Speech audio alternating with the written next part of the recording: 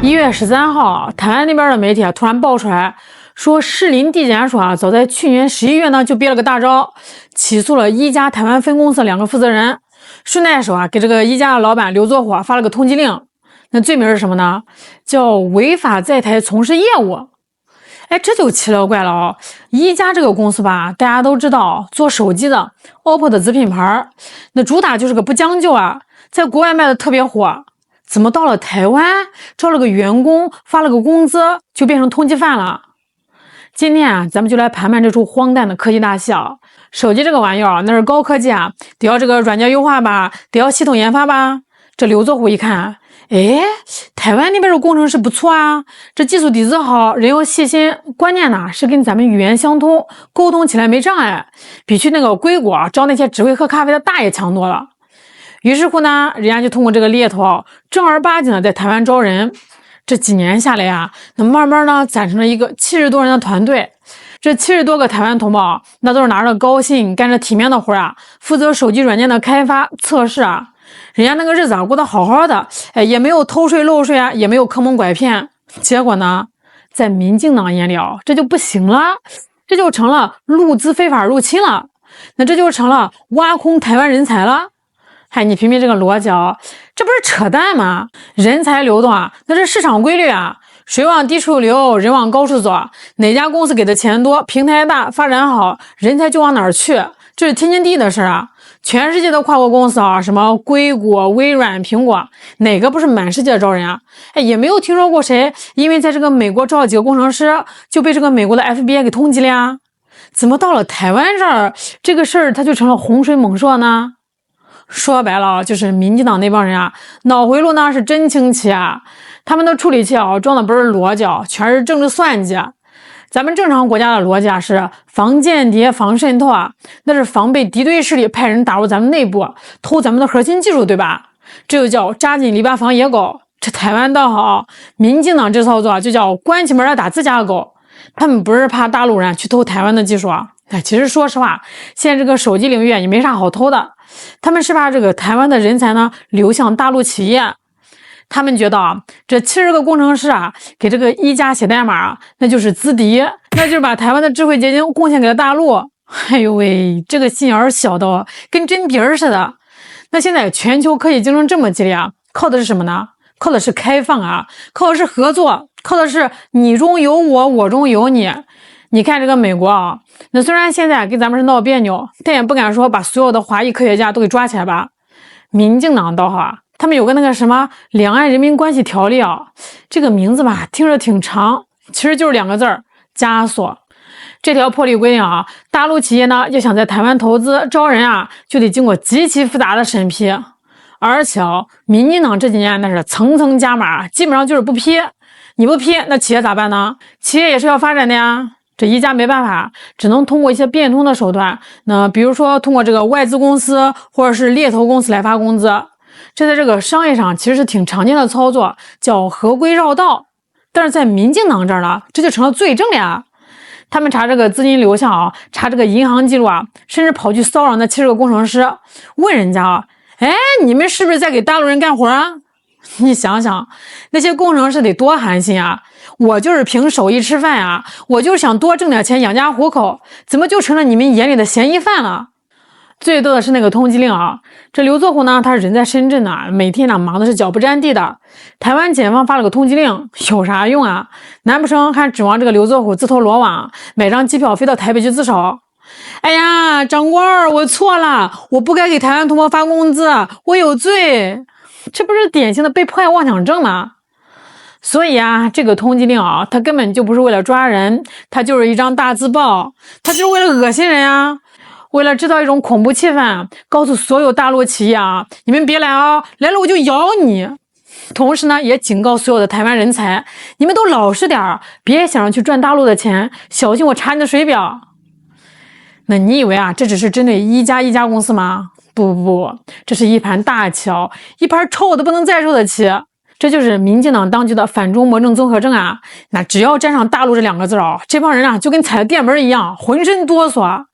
之前有个更可乐的事儿，你还记得吗？就是那个无人机的事儿。咱们大陆这个大疆无人机，那是在全世界都是横着走的呀，技术好、便宜、耐用啊。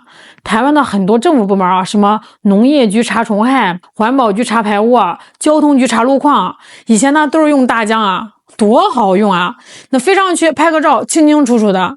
结果呢，前2年民进党那个苏贞昌大手一挥，不行，这是大陆的无人机，有安全隐患，会把咱们的数据传回北京，禁了。好家伙，这一禁不要紧啊，那些基层公务员都傻眼了，没无人机了，这活咋干呢？台湾自己造的无人机又贵又难用啊，飞2分钟就没电了，那或者是飞着飞着自己就掉起来，砸着花花草草，最后咋办呢？据说有的部门实在是没办法，只能退回到原始社会啊。以前查个山头有没有乱砍乱伐，飞个无人机2分钟就搞定了。现在呢，派人爬山呀，那大夏天的顶着大太阳，吭哧吭哧的爬上去，拍张照，再吭哧吭哧爬下来啊，费时费力不说了，还容易中暑啊，这就叫损人不利己啊。为了那个所谓的政治正确啊，为了那个虚无缥缈的抗中保台，不仅是牺牲了效率啊，还折腾了自家的公务员。现在这把火呢，又烧到了手机行业。你要问了，民进党这帮人他也不傻呀，这一个个的也都是名校毕业的，怎么净干这种自断经脉的事儿呢？我跟你说，这就是做贼心虚。他们核心的焦虑是台独焦虑。他们知道自己的执政根基呢其实很不稳，这台湾现在的经济那叫一个烂呀，电不够用，经常停电，水也不够用，经常停水，鸡蛋也买不着，物价飞涨，年轻人呢低薪，买不起房，看不到希望。这种时候吧，民进党拿什么来骗选票呢？拿政绩吗？那是没有啊。拿经济数据那是没法看的。最后呢，只能拿那一招大陆威胁论他们必须得制造一种紧张气氛，告诉台湾老百姓你看大陆正在渗透我们，一家招人那就是偷我们的技术，大陆的无人机那就在偷窥我们的隐私，只有我们民进党才能保护你们。那通过这个通缉刘作虎呢，起诉一家的负责人，他们就能成功把这老百姓的注意力从交不起电费这些破事上呢，转移到统独对立上来。这招叫围魏救赵，也叫转移矛盾。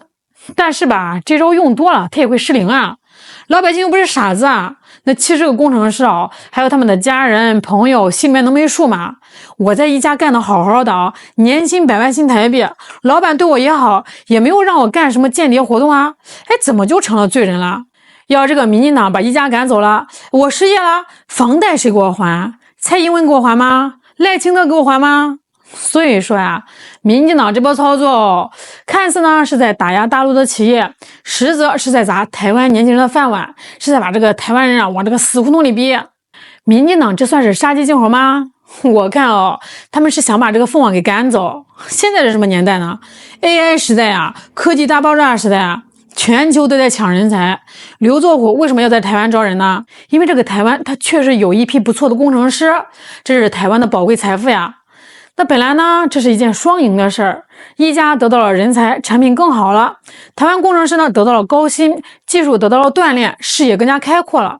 而且吧，这些工程师人在台湾，消费在台湾，交税在台湾，这对台湾经济不是好事吗？可是民进党非要把这扇门呢给它关上。这下好了，一家这次是被通缉了，那其他大陆企业呢什么小米啦、vivo 啦、阿里的腾讯谁还敢去台湾招人大家一看哎呦喂，去台湾做生意还得冒着被通缉的风险，算了，惹不起我还躲不起吗？结果会是什么呢？大陆企业不去了，那国际企业呢？外企看着也哆嗦呀。